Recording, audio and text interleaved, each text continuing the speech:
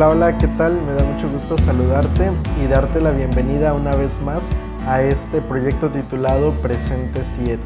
Ya estamos listos para compartir contigo el repaso de la lección de esta semana y antes de iniciar yo quiero invitarte, como cada vez que subimos un video, hacerte nuevamente la invitación para que si aún no te has suscrito a este canal puedas hacerlo, que te suscribas a este canal. En la parte de abajo está el botón de suscribirse, a un lado la campanita de notificaciones para que lo puedas hacer y de esa manera poder pues tener todas las notificaciones cada vez que subamos un video, y también pues invitarte a que lo puedas compartir este repaso de la lección con tu iglesia, con tu familia, con los hermanos que tú conozcas. Y también pues no olvides dejar allí tu like y comentar en este repaso de la lección, que esto nos ayuda muchísimo a poder seguir enriqueciendo este proyecto.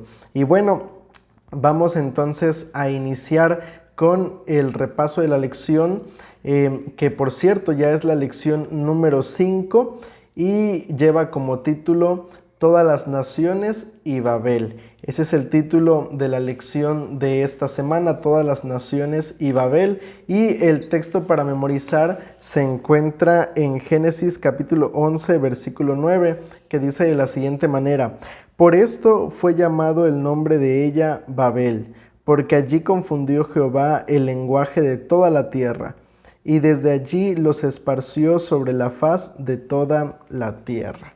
Génesis 11, 9. La historia de esta semana, la lección de esta semana, se va a enfocar justamente en este episodio de la historia de la humanidad. Y es que mira, después del diluvio, el relato bíblico se centra un poco en la vida de los hijos de Noé, es decir, en la genealogía de los hijos de Noé. Y luego sucede entonces el evento de la Torre de Babel. Y mira, hay algo que realmente es muy interesante de esta historia, porque nos muestra un patrón de la vida del ser humano. Y es que mira, en muchas ocasiones nosotros, el ser humano, después de haber recibido oportunidades de parte de Dios, a veces tendemos a desaprovechar esas oportunidades. El diluvio fue justamente una nueva oportunidad para el ser humano, para que el ser humano hiciera lo correcto delante de Dios, pero nuevamente vemos este patrón de la manera como el ser humano desaprovecha las oportunidades de Dios, desaprovecha esta bendición de poder iniciar realmente una vida nueva.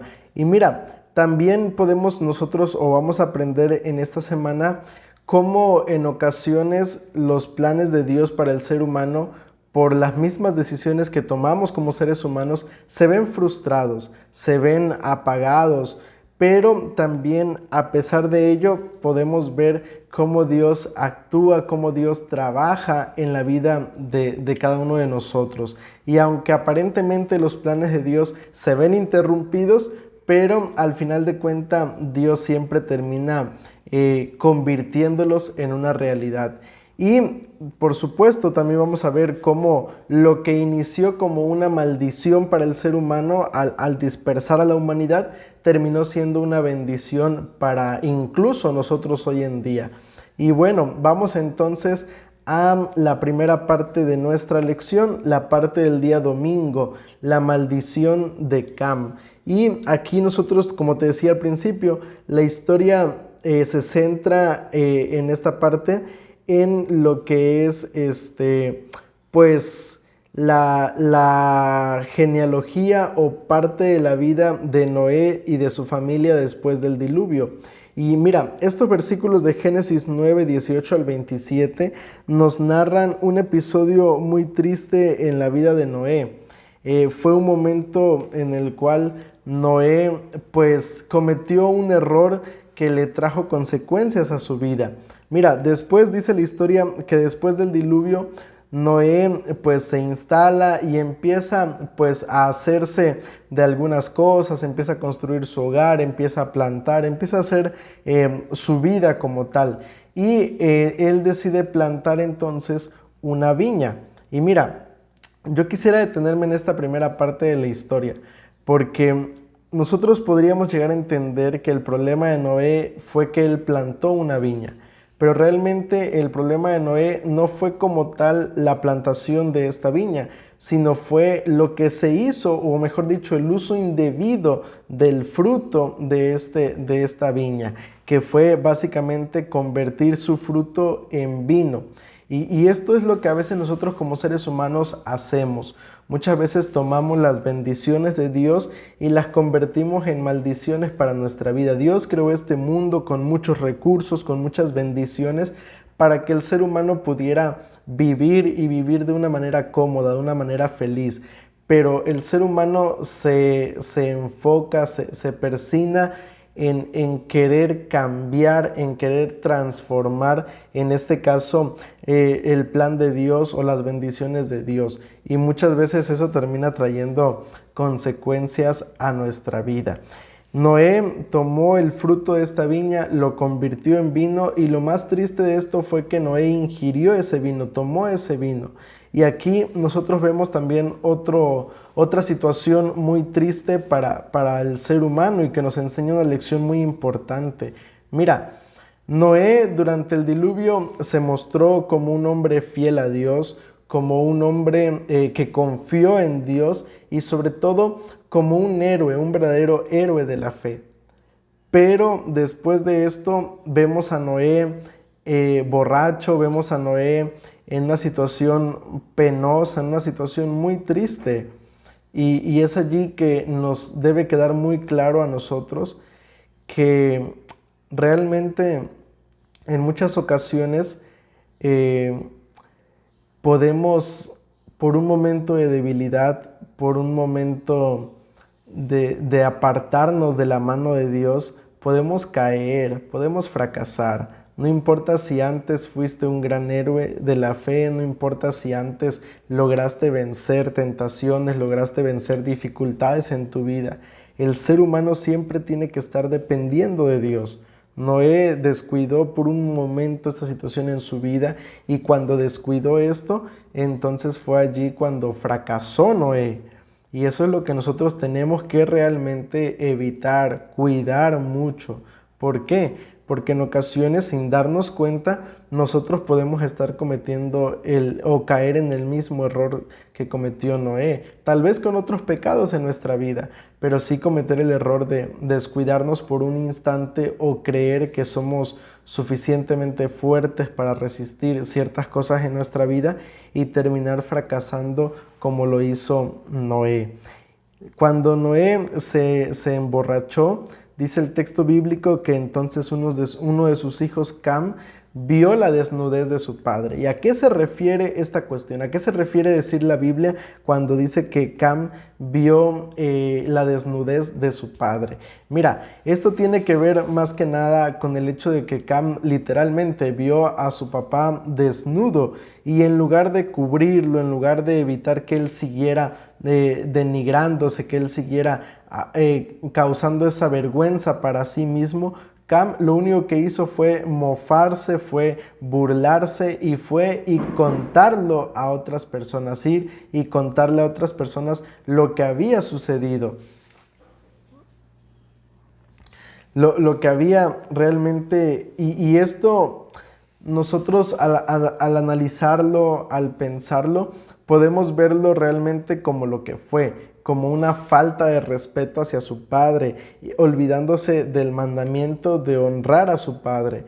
Y allí es cuando se desarrolla lo que dicen los versículos 25 al 27. Dice allí la palabra de Dios, escucha, estas palabras fueron dirigidas de parte de Noé hacia su hijo, hacia Cam.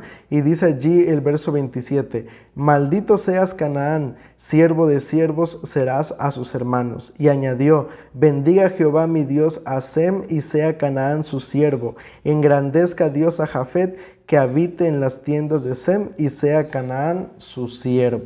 Mira, cuando Cam se burla de su padre, se burla de la situación en la que su padre se encontraba, dice el texto bíblico que sus hermanos Sem y Jafet fueron y cubrieron a su padre. Entonces, cuando Noé se entera de esta situación, él maldice a Cam por lo que había hecho. Y esto es una situación que nos muestra cómo sucedería la historia de la humanidad para estos pueblos. ¿Por qué? Porque mira, Cam se convierte entonces en un pueblo de gente idólatra, en un pueblo de gente perversa, de gente que realmente vive apartada de Dios, mientras en este caso Sem se vuelve parte de la genealogía, de la historia de la humanidad, de los hijos de Dios. Y nos muestra entonces este aspecto, que en este caso lo que resultaba ser una maldición para Cam, al final de cuentas también termina siendo una bendición. ¿Por qué? Porque es cierto, esto le abre la puerta al pueblo de Israel para que entre en la tierra prometida, pero también para que la gente del pueblo de Canaán, el pueblo de Cam, acepte también a Dios en su vida. Y esto realmente es algo impresionante porque nos muestra cómo Dios toma situaciones que parecen tristes, situaciones que parecen difíciles y las termina convirtiendo en una bendición. Ahora, vamos a pasar entonces a la parte del día lunes, la genealogía del Génesis. Mira, en la Biblia nosotros podemos encontrar muchas genealogías. Incluso básicamente el libro de Números está dedicado mucho a esta parte de la historia del ser humano, las genealogías. Y muchas de estas historias son interesantes, aunque algunas otras parecen no tener mucho sentido. E incluso yo recuerdo que anteriormente yo decía, ¿para qué? ¿Para qué aparece esto en la Biblia? ¿De qué me va a servir esto en mi vida espiritual? Y te soy sincero, en muchas ocasiones anteriormente me saltaba esta parte de la historia porque me resultaba un poco aburrido.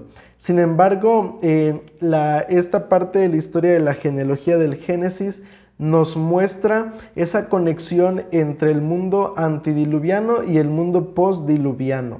Nos muestra cómo la historia de la humanidad se desarrolla y las genealogías tienen entonces 3 propósitos en la Biblia. Número 1, mostrarnos la veracidad de los acontecimientos. La genealogía tiene como propósito mostrarnos que lo que ocurrió tiene una confirmación histórica en la vida del ser humano. También otro de los propósitos es establecer el vínculo entre el pasado y el presente. Nos muestra esa unión entre el pasado y el presente de la humanidad hoy en día. Y también nos recuerda el trágico efecto de la maldición del pecado y los estragos que ha causado en las generaciones venideras a lo largo de la historia. También las genealogías tienen ese propósito, mostrarnos cómo ha sido la historia de la humanidad a lo largo de la entrada del pecado a este mundo. Pero mira, uno de los propósitos también de las genealogías y que pocas veces pensamos o que pocas veces podemos llegar a imaginar es justamente algo que es muy especial. Y yo quisiera comprobarte esta parte con lo que menciona Lucas capítulo 3, versículo 38. Aquí en Lucas 3, en estos versículos, nosotros encontramos lo que es la genealogía de Jesús. Pero el versículo 38 termina de una manera bastante interesante, porque escucha lo que dice allí el verso 38. Hijo de Enos, hijo de Set, hijo de Adán, hijo de Dios.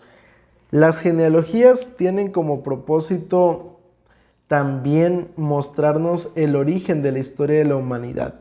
Mostrarnos que al final de cuentas todos tenemos el mismo inicio. En este caso, Dios nos muestra que al final de cuentas todo ser humano es hijo de Dios. Y esto es algo realmente maravilloso porque en un mundo donde se cree que el ser humano viene del mono, que el ser humano fue producto del Big Bang y de otras teorías más, la Biblia a través de las genealogías nos recuerda los orígenes verdaderos de la historia de la humanidad. Así que esto es algo que realmente no debemos olvidar, de dónde venimos para saber entonces hacia qué dirección vamos. Vamos ahora sí, como valga la redundancia, vamos a la parte del día martes, una sola lengua. ¿Cómo era el mundo después del diluvio? Tal vez te preguntarás tú. Mira lo que nos narra Génesis capítulo 11, versículos del 1 al 4. Dice allí: tenía entonces toda la tierra una sola lengua y unas mismas palabras. Aconteció que cuando salieron del oriente hallaron una llanura en la tierra de Sinar y se establecieron allí. Un día se dijeron unos a otros: vamos, hagamos ladrillos y cozámoslo con fuego. Así el ladrillo les sirvió en lugar de piedra y el asfalto en lugar de mezcla. Después dijeron: vamos y edifiquémonos una ciudad y una torre cuya cúspide llegue al cielo, y hagámoslo un nombre, por si fuéramos esparcidos sobre la faz de toda la tierra. Después del diluvio, pues básicamente la humanidad era una sola familia, o venían de un solo descendiente, en este caso Noé y sus hijos. Y de todo esto, este es básicamente el origen de la historia de la humanidad. Aquí nosotros vemos, como te decía hace unos momentos, que la humanidad pues era una sola, y cuando Dios creó este mundo, aunque para Dios la unidad es algo muy importante entre su pueblo, entre sus hijos, también la diversidad forma parte del plan original de Dios. Cuando Dios creó este mundo, el propósito era que el ser humano se esparciera, fructificara y se multiplicara. Pero vemos aquí en esta parte de la historia que el ser humano quería, en este caso, llegar a tener esa unidad.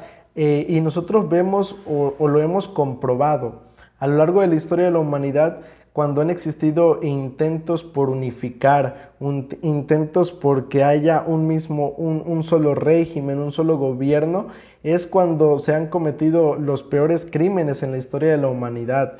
Y esto realmente es algo que Dios sabía que podía ocurrir, y Dios sabía que desde el punto de vista humano, o mejor dicho, desde la naturaleza humana, esto sin duda alguna sería un gran problema para la historia de la humanidad. El que el ser humano cumpliera con este propósito allí en Babel. Y por eso nosotros aquí también podemos encontrar ciertas palabras que se parecen mucho al relato bíblico de la creación. Dice allí que cuando el ser humano pensó en construir la Torre de Babel, dijo: vamos, hagamos. Y si nos damos cuenta, estas fueron las palabras que básicamente utilizó Dios cuando creó al ser humano. Hagamos al ser humano a nuestra imagen. Y de igual manera dijeron que ellos querían hacerse de un nombre, siendo que el único nombre que puede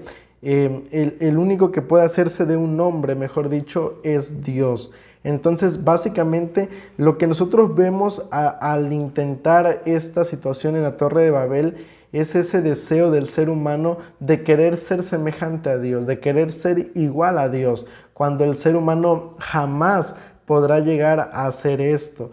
Y de igual forma nosotros podemos ver al intentar construir esta torre, cómo el ser humano trató de refugiarse, en este caso, en caso de que hubiera un nuevo diluvio, en caso de que hubiera una nueva destrucción de la tierra por medio del agua. El ser humano buscaba las alturas para evitar que volviera a sufrir el mismo fin que la gente antidiluviana. Entonces, vemos que realmente al construir esta torre, el ser humano buscaba ensalzarse, buscaba enorgullecerse de sus acciones, de su vida. Y esto siempre, el orgullo siempre va a ir en contra de lo que es la voluntad de Dios. El orgullo o el querer ser igual o mejor que Dios siempre va a ir en contra de Él, porque el ser humano nunca podrá lograr esto realmente en su vida. Y es allí cuando entramos a la parte del día miércoles, que Dios toma la decisión de descender. Y mira, Génesis 11, del 5 al 7 nos narra este episodio. Dice allí el versículo 5 al 7. Jehová descendió para ver la ciudad y la torre que edificaban los hijos de los hombres. Y dijo Jehová: el pueblo es uno, y todos estos tienen un solo lenguaje. Han comenzado la obra, y nada los hará desistir ahora de lo que han pensado hacer. Ahora pues, descendamos y confundamos allí su lengua, para que ninguno entienda el habla de su compañero. Mira, los hombres estaban construyendo esta torre para llegar lo más alto posible, para tratar de alcanzar las alturas de los cielos. Pero aún así, menciona el relato bíblico que Dios descendió. Aunque ellos intentaban llegar hacia el cielo, dice allí que Dios aún así descendió. Y esto nos muestra el hecho de que Dios siempre va a estar, como te decía hace unos momentos, Dios siempre va a estar por encima del ser humano. Por mucho que el ser humano intente, por mucho que el ser humano luche por tratar de ser igual a Dios, Dios siempre estará un paso adelante de nosotros. Y otro punto interesante es que en dos ocasiones en estos versículos, en los versículos 5 al 7, se menciona que Dios iba a descender. Y esto nos demuestra el verdadero interés que Dios tiene por la humanidad, el interés que Dios tiene por sus hijos, que realmente le interesa lo que sucede en la vida del ser humano. Y mira, esta parte de la historia nos deja una lección muy importante. El ser humano a lo largo de la historia siempre ha procurado alcanzar la altura de Dios, siempre ha procurado llegar a Dios, cuando realmente ha sido Dios el que ha descendido a lo largo de la historia de la humanidad para estar en contacto con el ser humano. Cuando Dios creó este mundo, dice la historia que Dios iba a donde estaba Adán y Eva, ahí en el huerto del Edén, descendía con ellos allí en el huerto del Edén. Cuando el pueblo de Israel estuvo en el desierto, Dios quiso habitar en medio de su pueblo. Cuando Jesús vino a este mundo y tomó la forma del ser humano. Y esto nos demuestra entonces que para que el ser humano pueda tener acceso a Dios, para que el ser humano pueda llegar a Dios, Dios tiene que descender a nosotros. Jesús tuvo que descender a nosotros para de esa manera acercar al ser humano a Dios. Y eso es realmente interesante porque es el principio fundamental de lo que es el tema de la justificación por la fe, que el ser humano por sus propias fuerzas nunca podrá llegar a Dios, sino que en este caso tiene que depender de Jesús para que Él nos pueda acercar a Dios realmente y al trono de su gracia. Entonces, eso es algo realmente maravilloso y que creo que nos demuestra ese verdadero deseo de Dios de salvar, de redimir a sus hijos. Ahora, pasemos a la última parte de la lección, la parte del día jueves. Mira, en Génesis 1:28 Dios le da la orden a Adán y Eva: fructificad y multiplicad la tierra. ¿Por qué? Porque te decía hace unos momentos, este siempre fue el plan original de Dios, que el ser humano se esparciera, que el ser humano pudiera fructificarse, pudiera multiplicarse. Sin embargo, allí en Babel, el ser humano quiso cambiar nuevamente el plan de Dios, pero mira cómo Dios toma de esta situación y la convierte en una bendición, porque dice allí el versículo 8 y 9, así los esparció Jehová desde allí sobre la faz de toda la tierra, y dejaron de edificar la ciudad. Por eso se llamó Babel, porque allí confundió Jehová el lenguaje de toda la tierra, y desde allí los esparció sobre la faz de toda la tierra. El relato bíblico nos muestra cómo Dios toma esta situación y la convierte en una bendición para que su plan se vuelva una realidad. Es impresionante realmente ver cómo el plan del ser humano, o cómo cuando el ser humano se coloca en abierta rebeldía con Dios, nunca va a terminar bien, nunca va a terminar de buena manera. Pero a pesar de que el ser humano no cumplió con su propósito de construir esa torre, nosotros vemos cómo Dios sí cumple con su propósito de llevar al ser humano a que se expanda, a que se fructifique y a que se multiplique. Fue a raíz de esta división que el propósito de Dios se cumplió en la historia de la humanidad.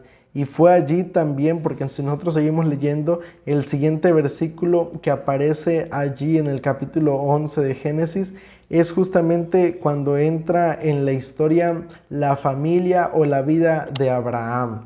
Y es allí cuando también aparece el cumplimiento o parte del cumplimiento de la promesa de Dios de salvar al ser humano del pecado. Y eso realmente es maravilloso, porque nos muestra que el plan de Dios siempre ha sido el mismo. Aunque el ser humano ha tratado de cambiarlo, aunque el ser humano sea rebelde, aunque el ser humano camine lejos de Dios, Dios siempre busca cumplir con el plan de salvar a la humanidad. Y bueno, con esto llegamos entonces a la parte final de nuestra lección y a manera de conclusión yo quisiera mencionarte lo siguiente. Esta parte de la historia de la humanidad es un recordatorio constante de que el ser humano nunca podrá llegar a ser igual a Dios, que el ser humano nunca podrá llegar a estar a la altura de Dios. Todo lo contrario, siempre seremos una cosa, podríamos decirla, insignificante. Pero para Dios realmente el ser humano tiene mucho valor, es algo realmente especial para Él.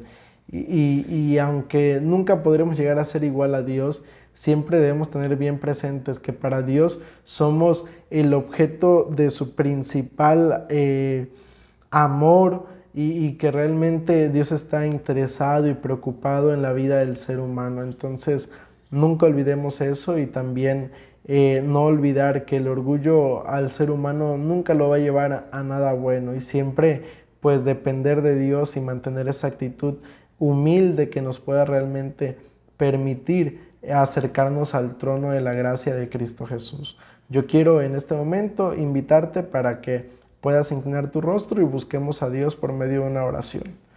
Querido Padre que estás en los cielos, santificado y alabado sea tu buen nombre.